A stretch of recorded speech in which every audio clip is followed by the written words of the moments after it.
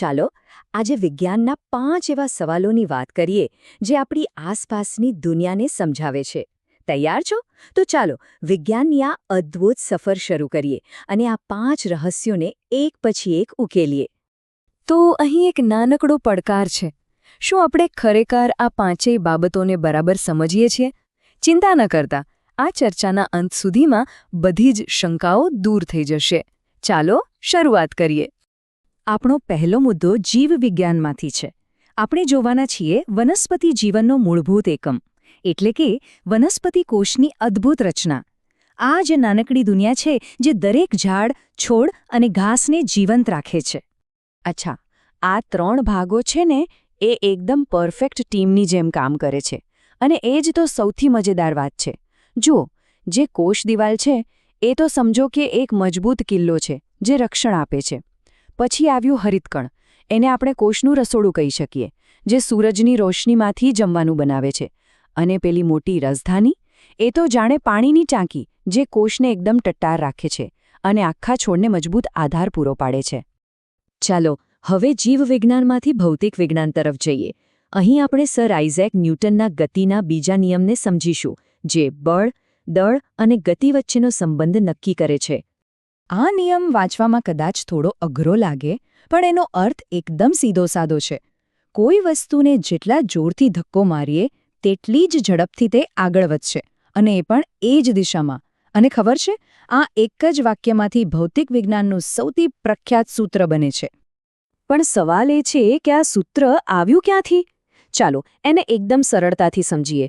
પહેલું પગલું, આપણે પદાર્થની શરૂઆતની અને છેલ્લી ગતિ એટલે કે એનું વેગમાન જોઈએ છીએ. પછી બીજું પગલું, એ ગતિમાં કેટલો ફેરફાર થયો એ શોધીએ. હવે ત્રીજું પગલું, નિયમ શું કહે છે કે બળ જે છે ને એ આ ફેરફારના દર જેટલો જ હોય છે.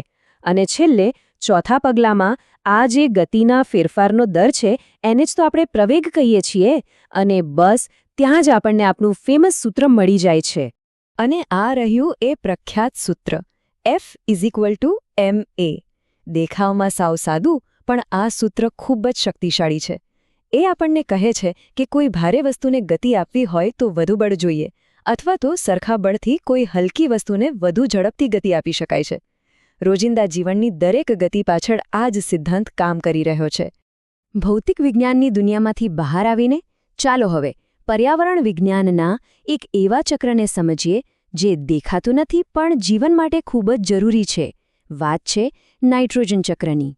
78% આપણી હવાનો આટલો મોટો હિસ્સો નાઇટ્રોજનનો બનેલો છે. પણ અહીં એક નાની સમસ્યા છે. આપણે કે બીજા મોટાભાગના સજીવો તેને સીધો શ્વાસમાં લઈ શકતા નથી. તો પછી આ જરૂરી નાઇટ્રોજન આપણા સુધી પહોંચે છે કેવી રીતે? જવાબ આ અદ્ભુત ચક્રમાં છુપાયેલો છે. આખું ચક્ર મુખ્યત્વે 3 સ્ટેપમાં ચાલે છે. પહેલું, નાઇટ્રોજન સ્થાપન. આમાં કેટલાક ખાસ બેક્ટેરિયા અને આકાશમાં થતી વીજળી હવામાંથી નાઇટ્રોજનને પકડીને જમીનમાં સ્થાપિત કરે છે. બીજું, વનસ્પતિઓ આ નાઇટ્રોજનનો ઉપયોગ કરે છે અને પ્રાણીઓ જ્યારે વનસ્પતિ ખાય ત્યારે એ તેમના શરીરમાં આવે છે. અને ત્રીજું, ડિનાઇટ્રિફિકેશન. બીજા પ્રકારના બેક્ટેરિયા આ નાઇટ્રોજનને પાછો હવામાં મોકલી દે છે. આ તો એક સંપૂર્ણ કુદરતી રિસાયકલિંગ સિસ્ટમ છે. હવે આપણે માનવ શરીરની અજાયબીઓ તરફ આગળ વધીએ. આપણો ચોથો વિષય છે મનુષ્યના કાનની જટિલ રચના, અને તે આપણને સાંભળવામાં કેવી રીતે મદદ કરે છે તે સમજવું. સાંભળવાની પ્રક્રિયા ખરેખર એક અદ્ભુત યાત્રા છે. આપણો બહારનો કાન એટલે કે બાહ્યકર્ણ એક ફનલની જેમ અવાજના તરંગોને ભેગા કરે છે. આ તરંગો અંદર જઈને મધ્યકર્ણમાં આવેલા કાનના પડદાને ધ્રુજાવે છે. અહીં જ 3 નાનકડા હાડકાં છે, હથોડી, એરણ અને પેંગડું, જે આ ધ્રુજારીને અનેક ગણી વધારી દે છે. અને છેલ્લે અંતઃકરણમાં આવેલો કોર્ણશંખ આ યાંત્રિક ધ્રુજારીને વીજળીના સંકેતોમાં ફેરવે છે, જે સીધા મગજ સુધી પહોંચે છે અને આપણને અવાજ સંભળાય છે. આ બધું આંખના પલકારામાં જ થઈ જાય છે. અને હવે આપણી આજની ચર્ચાના અંતિમ મુદ્દા પર આવીએ, જ્યાં આપણે વિજ્ઞાનનો વ્યવહારુ ઉપયોગ જોઈશું. ચાલો ખેતીની 2 સ્માર્ટ પદ્ધતિઓ વચ્ચેનો તફાવત જાણીએ. હવે આ બંને પદ્ધતિઓ છે ને, મિશ્ર ખેતી અને આંતરપાક ઉછેર. પહેલી નજરે તો સરખી જ લાગે, કારણ કે બંનેમાં એક કરતાં વધારે પાક હોય છે. તો પછી ફરક શું છે? ફરક છે એમની ગોઠવણીમાં, એમના અરેન્જમેન્ટમાં. જુઓ, મિશ્ર ખેતીમાં કેવું હોય, બસ બધા પાકના બીજ ભેગા કરીને વાવી દેવાના, જેમ કે ઘઉંની સાથે ચણા. પણ આંતરપાકમાં બધું એકદમ પ્લાનિંગ સાથે, ચોક્કસ લાઇનમાં હોય છે. જેમ કે એક હરોળ સોયાબીનની તો એની બાજુમાં બીજી હરોળ મકાઈની. તો પછી આ પદ્ધતિઓને સ્માર્ટ કેમ કહેવામાં આવે છે? કારણ કે બંને રીતોથી જોખમ ઘટે છે. માની લો કે કોઈ એક પાક નિષ્ફળ ગયો તો બીજો પાક બચી જાય છે, એટલે આવક ચાલુ રહે. એટલું જ નહીં, તે જમીનના પોષક તત્વોનો પણ વધુ સારો ઉપયોગ કરે છે. અને હા, આંતરપાક પદ્ધતિનો એક મોટો ફાયદો એ છે કે દરેક પાકની જરૂરિયાત પ્રમાણે અલગ અલગ ખાતર અને દવાઓ આપી શકાય છે, જેનાથી ઉત્પાદન પણ વધે છે. સારું, તો ચાલો ફટાફટ એક નજર કરી લઈએ.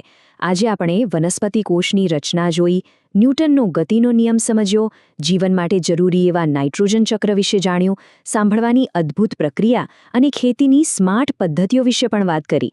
5 અલગ અલગ ક્ષેત્રો, પણ દરેક વિજ્ઞાનની શક્તિ દર્શાવે છે. અને હવે અંતમાં એક વિચારવા જેવો પ્રશ્ન. આપણને ખોરાક આપતો વનસ્પતિ કોષ, આખી દુનિયાને ગતિ આપતો નિયમ, આપણી હવાને શુદ્ધ કરતું નાઇટ્રોજન ચક્ર, સંગીત સંભળાવતો આપણો કાન, કે પછી અન્ન સુરક્ષા વધારતી ખેતી, આ 5માંથી કયો સિદ્ધાંત આપણા જીવનને સૌથી વધુ સ્પર્શે છે? આ વિચાર સાથે ફરી મળીશું.